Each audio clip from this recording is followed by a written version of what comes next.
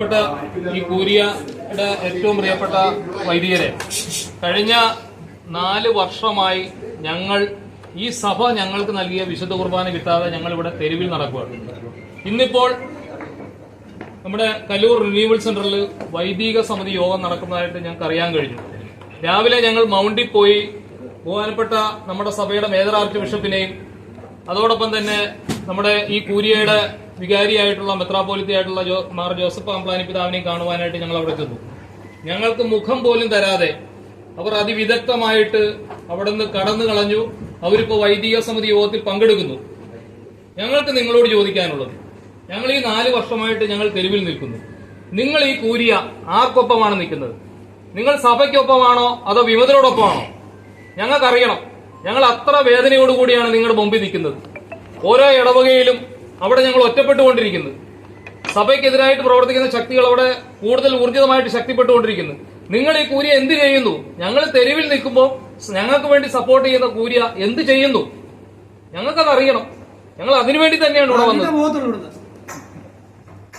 Curia എപ്പോഴും സഭയുടെ സിനഡിന്റെ തീരുമാനം, മാർപ്പാപ്പയുടെ തീരുമാനം, അതാണ് കൂരിയയുടെ പ്രഖ്യാപിത നയം.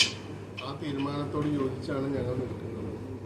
ആ നയം അനുസരിച്ച് എന്ത് നടപ്പിലാക്കി എന്നുള്ള നടക്കത്തില്ല. അല്ലെങ്കിൽ നിങ്ങൾ എന്തെങ്കിലും പത്തിക്കാനെന്നോ ഡിസ്പെൻഷനോ വേറെ എന്തെങ്കിലും വാങ്ങാത്തോ മേടിച്ചോണ്ട് വരിക. അല്ലാതെ ഒരു പരിപാടി, ഈ പാമ്പിന്റെ പരിപാടി, ഈ പാമ്പാനിയുടെ ധിക്കാരപരമായുള്ള പരിപാടി, സമമായ പരിപാടി ഇവിടെ നടക്കത്തില്ല.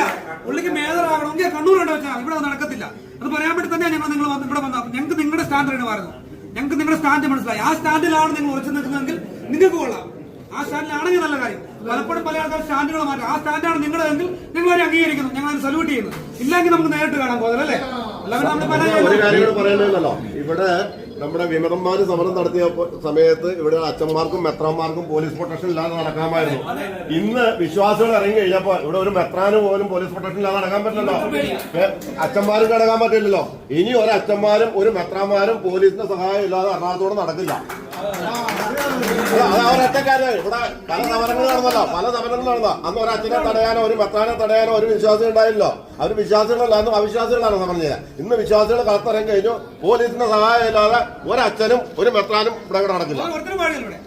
സ്ഥിരമായിട്ട് പോലീസ് പ്രൊട്ടക്ഷന് വേണ്ടിയിട്ട് ഉള്ള എന്താ നോക്കിക്കോ. കൂരിയനെ മാറ്റാനോ അല്ലെങ്കിൽ സമവായം നടപ്പിലാക്കാനോ ഉദ്ദേശിച്ചാൽ ഈ കണ്ണൂക്കാരൻ എറണാകുളം ജില്ലയിൽ കാലുകുത്തൂലെന്ന് ഞങ്ങൾ പറയുന്നത്.